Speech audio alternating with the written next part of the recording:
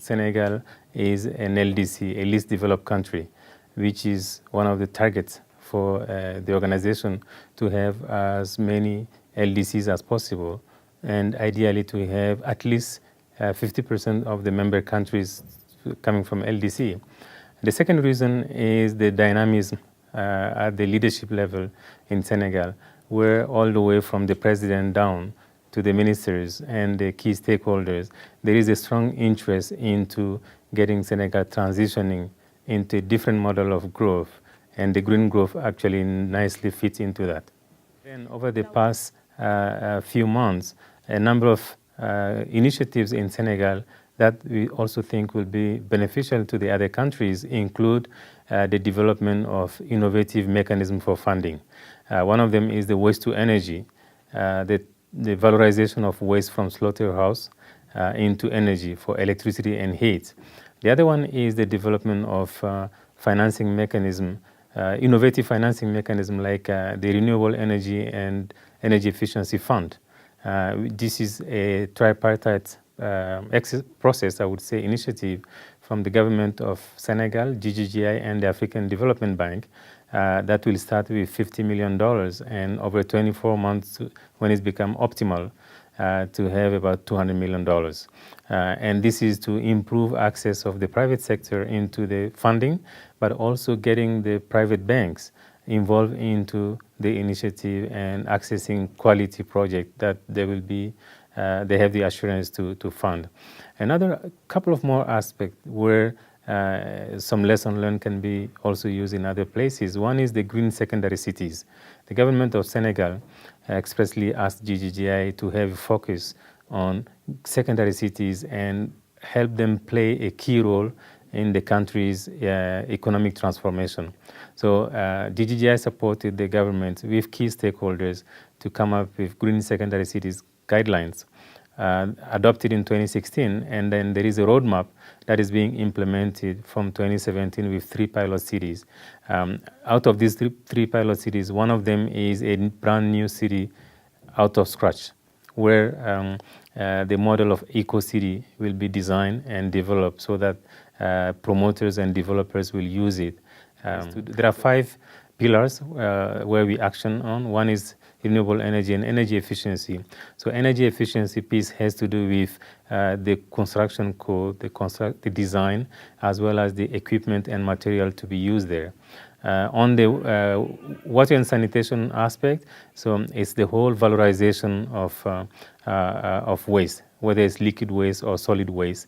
Valorization includes many aspects, all the way from the treatment to the value-added product like energy, like fertilizers and so on. And then you have the transport, so the green transport, as well as the transport that is inclusive, as well as what we call the smooth transport. In French, we call it transport doux. And transport doux means bicycles. It means pedestrian ways around and it also means parks around the city. And then we have the land use planning, which is a key element, because the way the guidelines are designed, you have a certain percentage of the eco-city that needs to be in green. So it goes anywhere from 25 to 30% of the area. So that consists of parks, that consists of greens, that consists of also urban agriculture, but specifically designed for green city development. And the number 5 is waste, specifically waste. We distinguish from sanitation in the context of Senegal because we will be dealing with the 5 categories of waste. We have the agricultural waste, the municipal waste, the electronic waste, the industrial waste, and something that is particular to Senegal, we call it artisanal waste. So there are a lot of people they do the dyeing of clothes. We call it artisanal waste, and that has a lot of challenges for the environment. So these are the key areas we work on. And then the foundation for that is what we call the green governance. And that green governance has to do with the capacities to run a city in a different way. It's also the capacity, the creation of green jobs and green services. It's also the institutionalization of green perspective into the design, into the planning, into the tools and processes, into the strategies and the policies. So one of the key expectations that we are working on with the government is to develop a new policy or formulate a new policy on how to develop eco-cities in Senegal. So that's really the key element, so that people will not just come and do what they want. Because we always have two categories of cities. We have the existing one that need improvement, and we have the new ones where we need to make sure that it doesn't replicate the mistakes of the other cities. So that's what we are doing in Senegal at the moment, with a strong leadership. It's interesting, the process that we have in place. It's a consultative process which is quite participative, and the process starts with coming up with the vision for the city, for the secondary city, and that vision comes from a consultative process, and we call it. Usually, we organize. There is a whole process in preparation to a major 2 to 3 days event that we call the Forum for the Future of the city. So that's really the first step, and that first step leads to a common vision, a commonly agreed vision, where you have the population, you have the youth group, you have the women groups, you have the private sector, you have the local authorities, the development support agencies involved or supporting the area. So you have all the key players who are impacted by, who can influence, or who will be involved into the development of the city. So they all come together. There are different working groups done in advance, a few weeks to a few months in advance, to prepare, to have consultations, a small focus group, and individual discussions, thematic expert discussion, and then there is a gathering for 3 days to come up with that vision. And that vision actually lays out the path into what the city will look like. In the case of Senegal, the secondary cities are saying their horizon is 2035. The reason being that the country has a major program to becoming an emerging economy by 2035. So those cities decided to align to that. And once the vision is agreed and commonly discussed, so it's interesting, you talk to the youth group, you ask them, what is, I take the city of Kolda, for example, Kolda Green City, what is it? And it's amazing, sometimes on the street, they are able to explain to you what it means. You talk to the women groups, they tell you, Kolda Green City, this is what it means, on the 5 pillars. You talk to the local authorities, they say, Kolda Green Cities, this is what it means. So the ownership for us is key in terms of the sustainability of what to do, and more importantly, how we do. And that is built into the process all the way up. And there is another interesting thing, which is of personally particular interest, which is that quite often people don't realize what youth and children can influence into a development process. They are change makers. And no green growth process will work, particularly green city development, if you don't have that change of behavior, if you don't have that ownership built in from the beginning. So for us, GGGI, what we do is important. How we do it is equally important.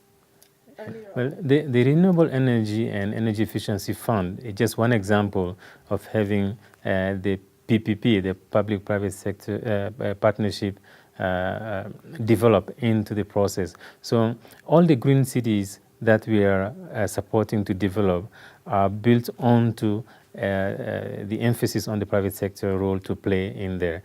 The public sector has an important role in facilitating, in regulating, in sometimes controlling or monitoring.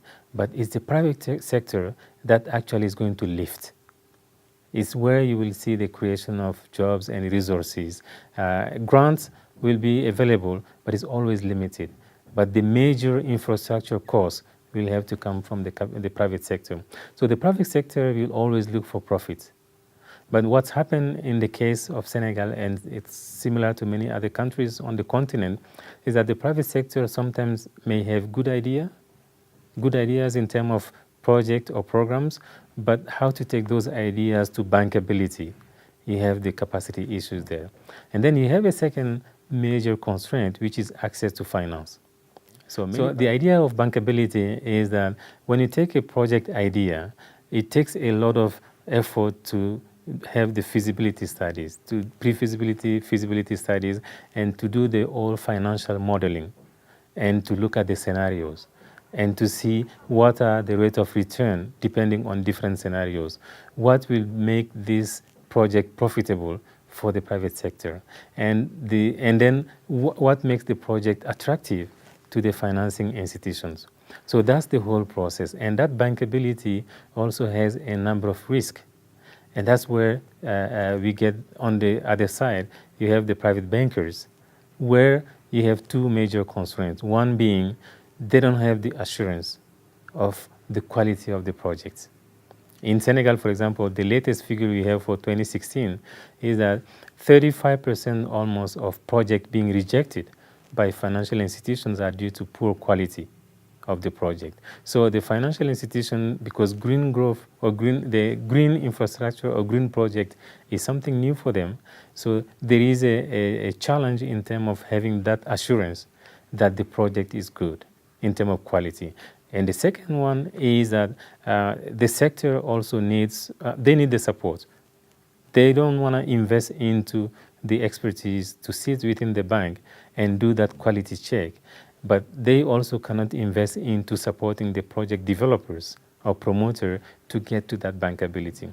So that's where GGGI with its partners will play a key role into making sure that the technical support, the technical expertise are built in there so that the access to green investment is done in a much better way.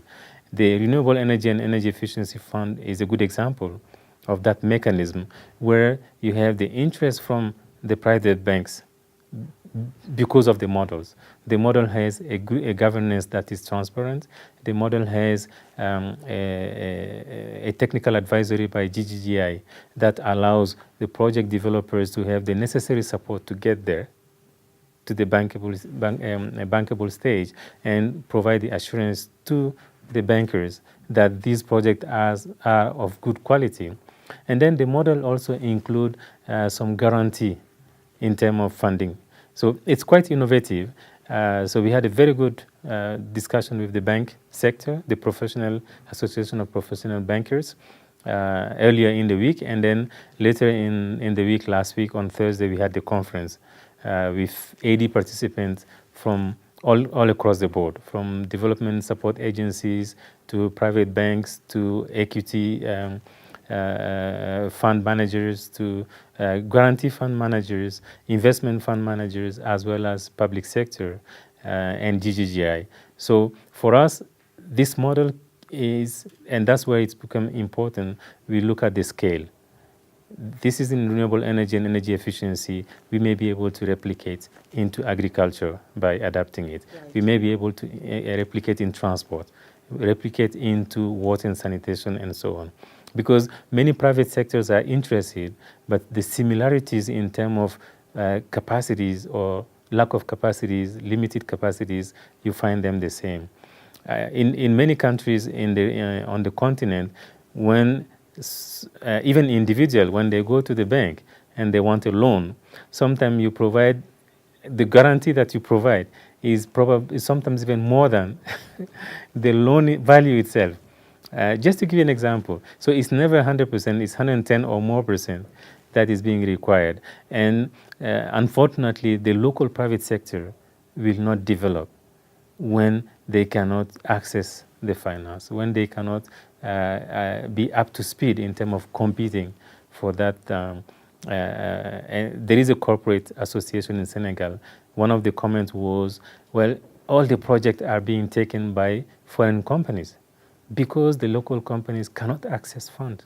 So capacity is the biggest concern. It's a major concern. So we hope to have that model that will bring hopefully the response to that, and then as it's fully backed by public and private sector, which doesn't happen that much. So we hope that it can be a model that will be replicating on different sectors on one hand, but across the continent.